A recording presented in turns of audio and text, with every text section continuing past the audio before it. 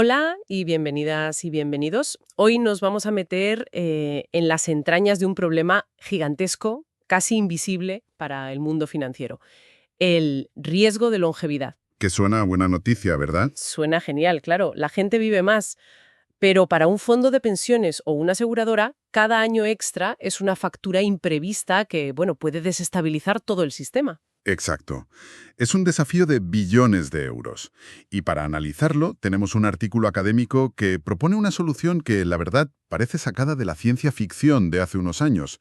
Usar aprendizaje estadístico. Lo que llamamos inteligencia artificial, vamos. Eso es, para domesticar este riesgo.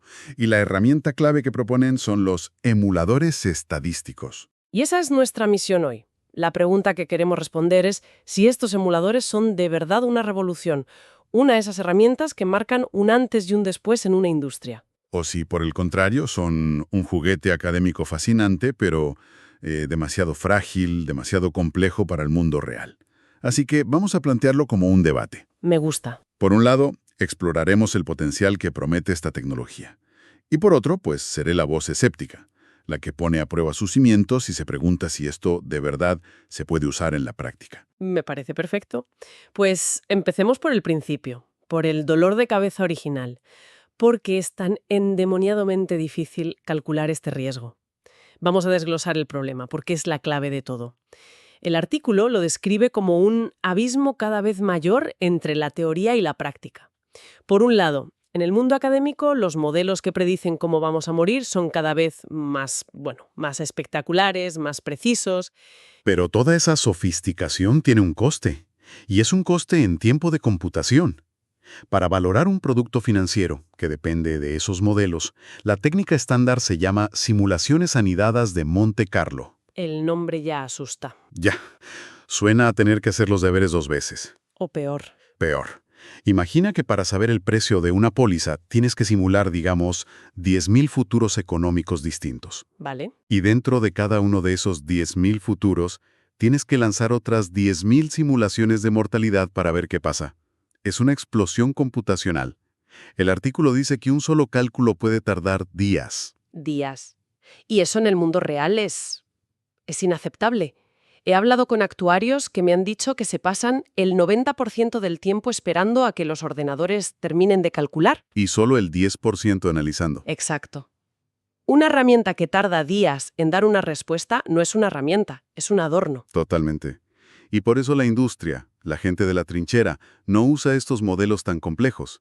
Utilizan un atajo, las proyecciones deterministas. ¿Y eso qué es? Pues en lugar de simular miles de futuros, cogen el futuro promedio, o el más probable, y hacen todos los cálculos con esa única línea.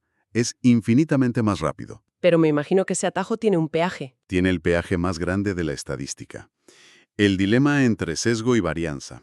Es fundamental entender esto. El método de Monte Carlo, el lento, no tiene sesgo. En promedio, acierta. Pero tiene una varianza enorme.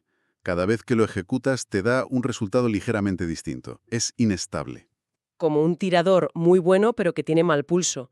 Las balas dan alrededor del centro pero nunca en el mismo sitio. Buena analogía.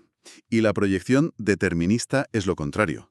Tiene cero varianza. Siempre da el mismo resultado, pero puede tener un sesgo brutal. Ah, Puede ser un tirador con un pulso de acero, pero con la mira desviada. Siempre da en el mismo sitio, pero muy lejos del centro. Es establemente incorrecto. entendido. Uno es preciso pero errático y el otro es estable pero potencialmente muy inexacto. Correcto. Y esa es la cuestión fundamental. La promesa del artículo es que estos emuladores resuelven este dilema.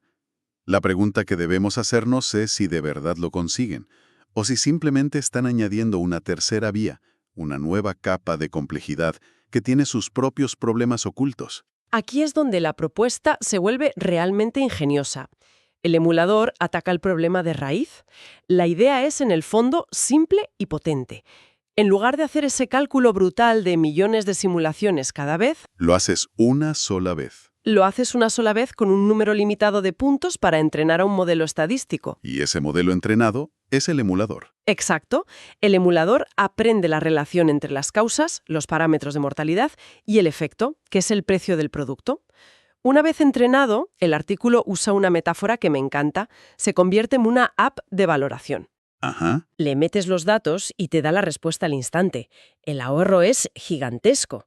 Pasas de necesitar, no sé, 1 millón de cálculos a necesitar quizás unos pocos miles para el entrenamiento.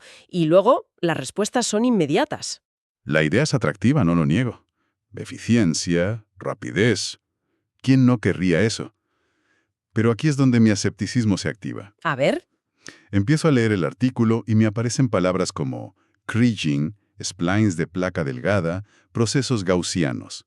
Para el profesional de a pie, esto suena a cambiar una caja negra, la simulación lenta, por otra caja negra, el emulador. Vale, es un punto clave.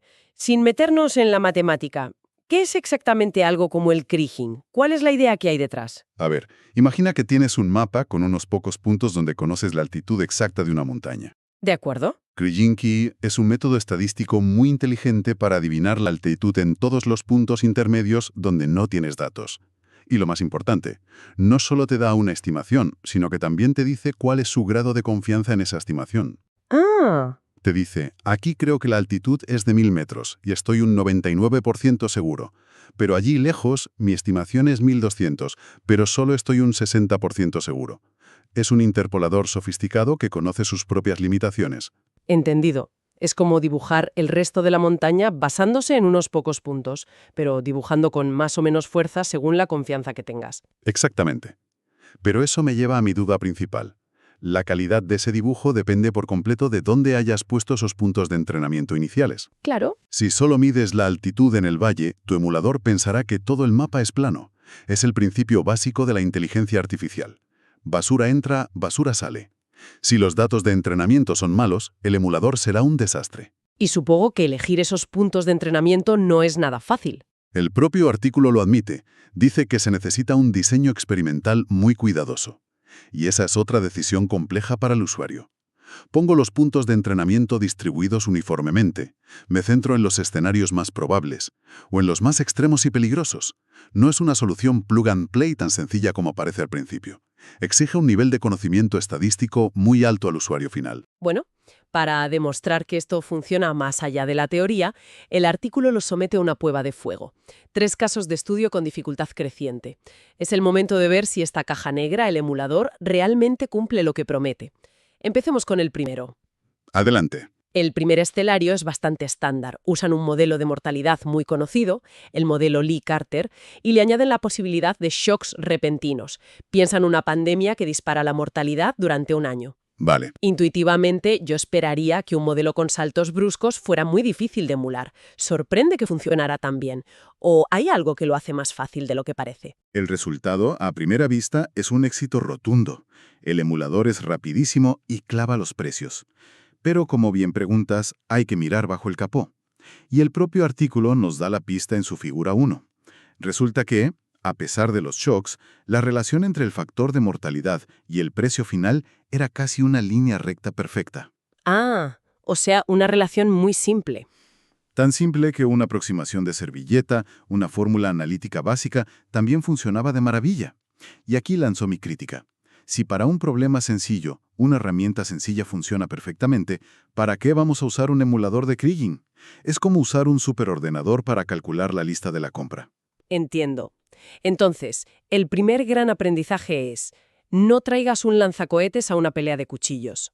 Para problemas simples y lineales, un modelo de IA complejo no solo es innecesario, sino ineficiente. Exacto. Es una validación, sí, pero en el escenario más fácil posible. De acuerdo. Un punto muy válido. Pero pasemos al segundo caso, porque aquí la cosa se complica de verdad y entramos en un problema mucho más realista y multidimensional. Te escucho. El escenario es un fondo de pensiones que asegura a un grupo muy concreto, digamos los empleados de una fábrica de coches. Para cubrir su riesgo de que vivan mucho, compra un producto financiero basado en la mortalidad de la población general de España. Un problema de cobertura de libro, con lo que se llama riesgo de base. Eso es. El riesgo de que los trabajadores de esa fábrica, por su estilo de vida o su nivel socioeconómico, no se mueran al mismo ritmo que la población general. Justo. Y aquí ya no hay una sola variable. El problema tiene 4 dimensiones. Y los resultados de la tabla 2 son para mí un argumento muy potente a favor de los emuladores. El mejor de ellos, uno llamado Kriging Simple, aplasta las estimaciones tradicionales, reduce el sesgo y el error drásticamente. Reconozco que este es un caso mucho más sólido. En un entorno con múltiples variables, el emulador demuestra su valía. Sin embargo, de nuevo, hay que leer la letra pequeña. Ajá. El artículo revela algo fascinante. El éxito de ese emulador estrella, el Kriging Simple, se debe a que no empieza de cero. Utiliza la estimación tradicional, la mala, como punto de partida, y luego se dedica a modelar y corregir los errores de esa estimación. O sea, no es un reemplazo, es más bien un turbo para el método antiguo. Precisamente, es una simbiosis. El emulador mejora y refina el conocimiento que ya teníamos, no lo sustituye por completo. Y hay otro detalle técnico que me inquieta. El propio texto sugiere la posibilidad de que el error final tan bajo en la cartera sea fruto de una feliz coincidencia, una cancelación de errores. ¿Qué significa eso? Imagina que la cartera tiene dos partes, A y B. El emulador podría estar equivocándose mucho, sobreestimando el valor de A en 100 y subestimando el de B también en 100. Al final, el valor total de la cartera ¿Parece perfecto? parece perfecto, pero los errores individuales son enormes. Es una posibilidad que el artículo menciona y que me impide darle una victoria incondicional en este caso. De acuerdo, un matiz importante. Pero nos queda el tercer caso de estudio, y creo que aquí es donde el debate se decanta. El tercer escenario es la prueba definitiva. Primero, utilizan un modelo de mortalidad, el modelo CBD, que es mucho más complejo. Y segundo, proyectan a un horizonte de 20 años. Es el equivalente a pedirle a un meteorólogo que te diga el tiempo que hará este mismo día dentro de 20 años. Un momento, antes de ver los resultados, ¿qué tiene ese modelo CBD que lo hace tan endemoniadamente difícil de predecir? ¿Por qué es más volátil? Buena pregunta. A diferencia del modelo Lee Carter, que básicamente asume una tendencia de mejora de la mortalidad más o menos estable, el modelo CBD, el Kearns-Blake-Doubt, está diseñado para capturar mejor las particularidades de la mortalidad a edades avanzadas. Ah, vale. Incorpora múltiples factores que pueden interactuar de formas no lineales. Piensa que la mejora de la esperanza de vida no es una línea recta. Hay años de grandes avances médicos, otros de estancamiento. El CBD intenta capturar esa naturaleza más errática. Entendido. No es una autopista recta, es una carretera de montaña con curvas impredecibles, un test de estrés en toda regla. Totalmente. Y aquí es donde los métodos tradicionales sencillamente se hacen añicos. El artículo usa la palabra crumbles, se desmoronan. La tabla 3 es demoledora. La estimación analítica, la de la servilleta, que más o menos aguantaba en los otros casos, aquí muestra un error y un sesgo descomunales. Ah, sí. Directamente no sirve para nada. ¿Y los emuladores? Vaya.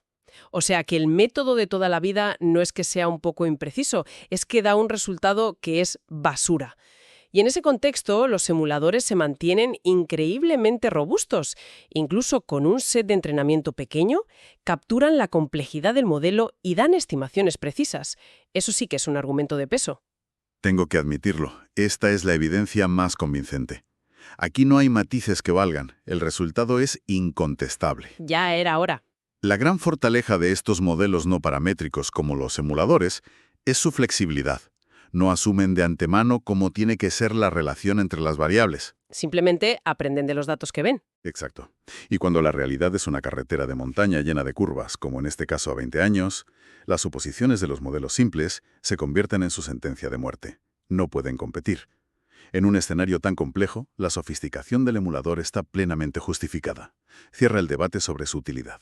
Bien, creo que el viaje ha sido intenso. Si resumimos, partimos de un problema enorme para la industria financiera. Gestionar el riesgo de que vivamos más de lo previsto es computacionalmente una pesadilla, con los modelos académicos más potentes. Y hemos analizado esta solución basada en emuladores estadísticos que actúan como dobles ultrarrápidos de esas simulaciones lentas y pesadas. A través del análisis ha surgido un patrón muy claro. Para los problemas sencillos, casi lineales, las herramientas de siempre pueden bastar. Usar un emulador sería matar moscas a cañonazos. Pero a medida que la complejidad del modelo aumenta, a medida que añadimos más variables y, sobre todo, a medida que alargamos el horizonte temporal de la predicción, Ahí es cuando brillan. ahí los emuladores pasan de ser una opción a ser casi una necesidad. En esos escenarios de alta incertidumbre, los métodos tradicionales se rompen. Así que la conclusión del artículo es que estos emuladores consiguen por fin cerrar ese abismo entre la teoría y la práctica. Permiten a los profesionales usar en su día a día los modelos de mortalidad más avanzados que antes solo vivían en los ordenadores de las universidades. Sí, y me parece muy potente la idea final de crear una biblioteca de emuladores. Un gestor podría tener un emulador preentrenado para cada tipo de producto, listo para usar al instante. Para hacer pruebas de estrés, para lo que necesite. Exacto. Democratiza el acceso a la modelización de vanguardia. Es una visión muy transformadora. Y esto me lleva a una reflexión final, una idea para dejar flotando en el aire. Todo este análisis se ha centrado en las finanzas, pero el concepto central, crear un sustituto estadístico rápido para una simulación lenta, tiene un potencial que va mucho más allá. ¿A qué te refieres? Pensemos en los grandes desafíos que tenemos como sociedad. Los modelos climáticos que intentan predecir el futuro del planeta tardan semanas en ejecutarse en superordenadores. Ya. Las proyecciones epidemiológicas durante una pandemia necesitan probar cientos de escenarios en cuestión de horas, no de días. Las cadenas de suministro globales son sistemas increíblemente complejos cuyo riesgo es muy difícil de simular. Si aplicáramos esta misma técnica, podríamos acelerar la toma de decisiones en todos esos campos. Exactamente. Podríamos estar ante una herramienta metodológica fundamental, no solo para ponerle precio a una pensión, sino para gobernar sistemas complejos con más agilidad e inteligencia. La pregunta que nos deja este artículo no es solo cómo valorar el futuro, sino cómo podemos llegar a simularlo de una forma mucho más inteligente y rápida. Una idea realmente poderosa para cerrar. Ha sido una conversación apasionante. Muchas gracias. Gracias a ti.